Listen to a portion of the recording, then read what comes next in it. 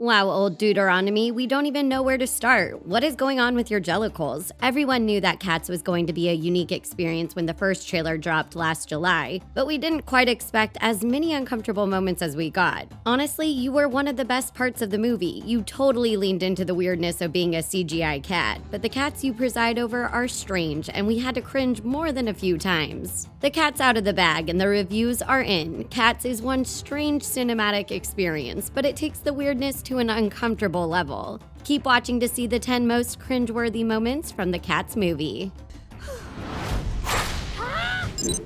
The opening act. Let's start at the very beginning. The movie wastes no time in letting us know exactly what we're in for. The opening number of Cats is a song called Jellicle Songs for Jellicle Cats. It explains exactly what the Jellicle Gang is and introduces a bunch of characters. We find out that there is a Jellicle ball to determine who gets to go to the Heaviside Lair, which is basically heaven. It's important for understanding the plot of Cats, but this number is wild in the movie version. The cast of the movie is full of super famous actors and singers like Rebel Wilson, James Corden, and Jason Derulo. But all these characters are introduced so quickly it will give you whiplash. There's no real cohesion in their interactions, plus this number is choreographed in a way that will make you feel very uncomfortable. The dance moves are extremely suggestive, but you're always aware you're watching anthropomorphic cats. This opening act feels like it's about to take an X-rated turn at any moment. It doesn't, but it's definitely more adult than it needs to be. Rum Tum Tugger. The adult themes continue throughout the movie, and it's pretty off-putting. The film seems to play up the suggestive moments in a way that the stage musical never did. The underlying inappropriate feeling made a lot of people cringe in their seats. One of the most obvious sensual components is the entire character of Rum Tum Tugger. This cat is played by Jason Derulo. No one can deny that Jason is a talented singer and dancer, but when you make him a cat, things get bizarre. He's got a flirtatious nature, even down to his hat and cane. His song, the Rum Tum Tugger, is more than suggestive. He moves like Mick Jagger in a way that isn't appealing because he's a cat. We don't know if this was supposed to make people feel good or uncomfortable. It's a bit of a satire and commentary about pop singers being overly inappropriate. This cat knows he is something special and he plays it up, but it comes across in a way that will make you squirm.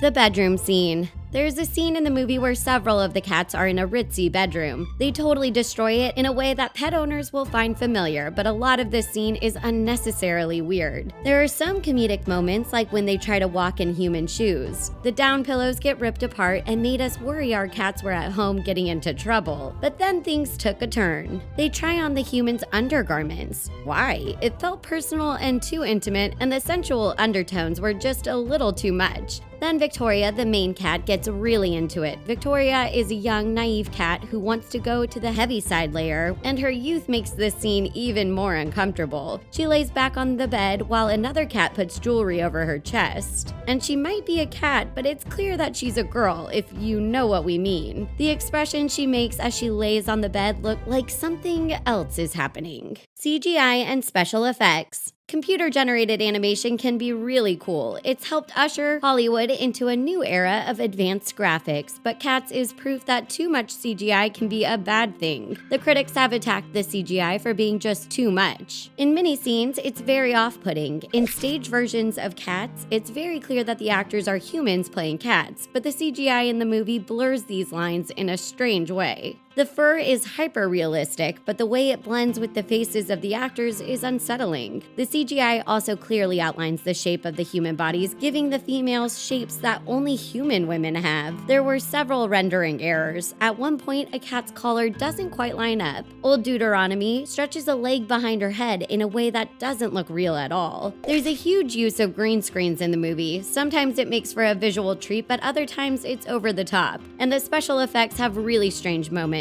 The cat that gets chosen to go to Heaviside ascends to heaven in a chandelier. It really doesn't make sense. Catnip sprinkles. Critics seem to agree that Taylor Swift was one of the bright spots of the movie. She plays Bombalurina. She brings a genuine playfulness and great vocals to the movie, but her storyline is problematic. Her character is a femme fatale. She is overly suggestive and dances like she's in a music video, and she's addicted to huffing catnip. Yes, these cats appear to have some addictive habits. Catnip can make cats act inebriated and dazed. It's clear that Bombalurina has a bit of a substance problem. This cat is also one of the villain's cronies. She sympathizes with Macavity, a tough, mean cat that everyone fears. Here's where things get uncomfortable. She sprinkles cat dust on anyone who doesn't agree with Macavity. In one scene, we see her pour a bunch of sparkly catnip over a whole crowd of dancing cats while she lazes in a fake crescent moon. That means she's putting other cats under the influence without their consent, and we aren't sure exactly why she does it. Maybe she's just a little crazy, or maybe she thinks it will make them agree with her. Here at The Things, we love movies more than anything. For more great content, be sure to hit that subscribe button and enable notifications. Check your settings on mobile to allow YouTube notifications, and you'll never miss another video.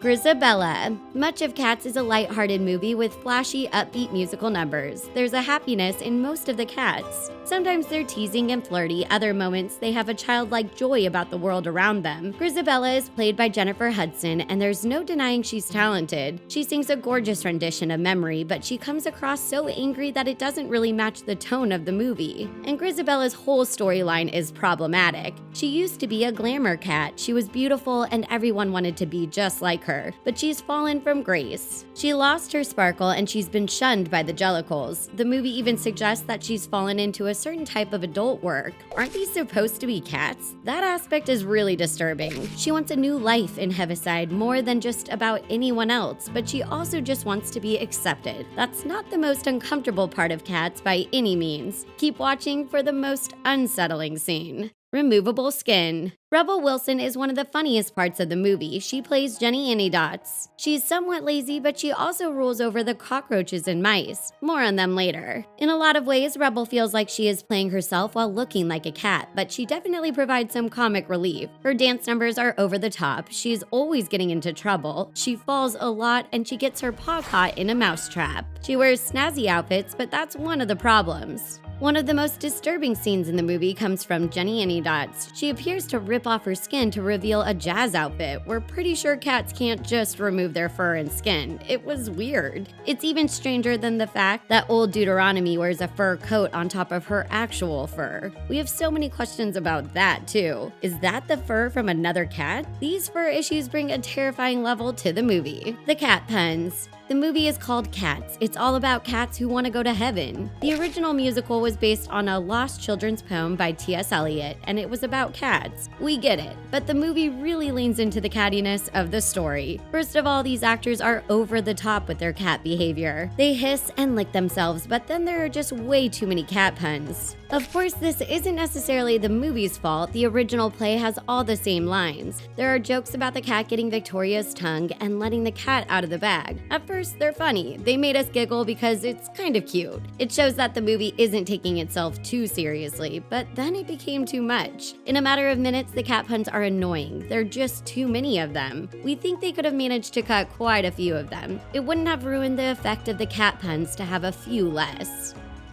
Weird noises. The movie might be about cats, but sometimes there are a few too many reminders that these characters aren't human. We can't help but wonder if just showing them looking like cats would be enough. Instead, the actors have a lot of cat-like behaviors. We don't just mean moving in cat-like fashion either. Every time James Corden's character, Bustopher Jones, hisses, it's uncomfortable. And let's not forget about Ian McKellen. Of course, he's an amazing actor and he plays Gus the theater cat, who used to be a theater legend, but now he's old and feeble. Ian really took this cat role seriously. Throughout the film, we see him lapping up milk from a bowl. The cats are just too human-like to pull that scene off successfully. It's honestly kind of gross. When any of the cats eat, it's a little nauseating. He also meows a lot, very loudly. None of the actors sound really cat-like when they meow. It just makes the scenes weird. The mice and cockroaches. Cats didn't include the creepiest part of the movie in its trailers, and for a good reason. The mice and cockroaches in the movie are one of the most disturbing things we've ever seen. They look like they belong in a horror movie. The humanoid face on the cockroaches look like they've just been pasted on. Then there are the mice. They have human-like faces too, but it's extra creepy because they look like children. As if this isn't bad enough, we see the cats eating these things, and since you never quite forget that these are humans, it all comes across very cannibalistic.